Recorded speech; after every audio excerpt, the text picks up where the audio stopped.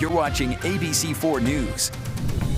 Well, welcome back in. Today, we are lucky to be joined by the Humane Society of Utah, which is really exciting. For those of you who may not know, the Humane Society fosters pets and adopts pets. So here with us today, Margaret Langworthy, who's going to, Langworthy. Thank you, who's going to show us some of these adorable pets. Okay, I think I need to have this guy in my hand. This is Pumpkin. Pumpkin? Oh, hi, Pumpkin. Oh gosh, he doesn't like me. Okay, Pumpkin, it's okay. It's okay, Pumpkin. Okay. So, Margaret, I need to know about fostering these little guys because usually you think about dogs and cats, right? When you're thinking about the Humane Society. So, talk to me about why viewers can take these guys home with them. Yeah, so these are two of our guinea pigs. These are Binks here is the black one, and Pumpkin is over with Lindsay. And it is important to foster really any animals who come to the Humane Society of Utah who might need additional medical care. If they're too young to be adopted out, they'll need a foster home just to get that extra care while they're growing and getting stronger.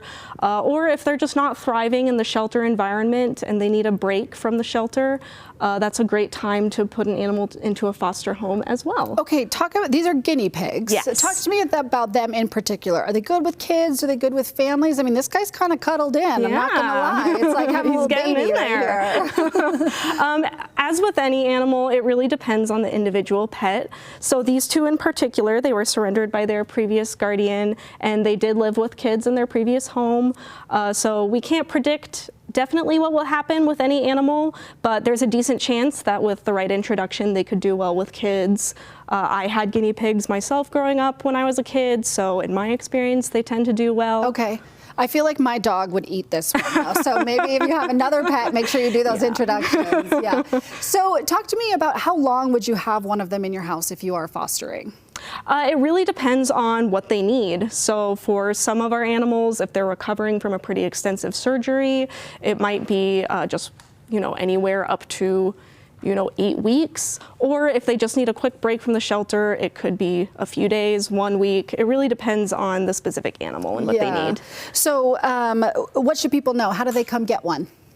To come get an animal, you come to the Humane Society of Utah, and if you want to check out the animals in advance, you can go to utahhumane.org/adopt, and if you're interested in fostering, maybe you're not ready for that long-term commitment yet, you can go to utahhumane.org/foster, and that has all of the info. It has our foster application, their contact info, everything we need to get ready to foster. And then other ways to help the Humane Society, if you're not ready to take a pet home like cute little Pumpkin here, how else can people just help the Humane Society?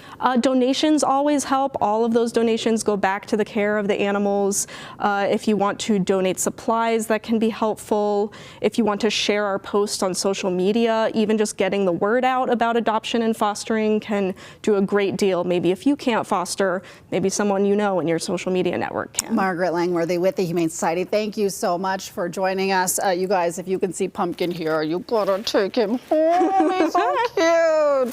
All right, Sarah, back over to you. Okay, we think Pumpkin probably has a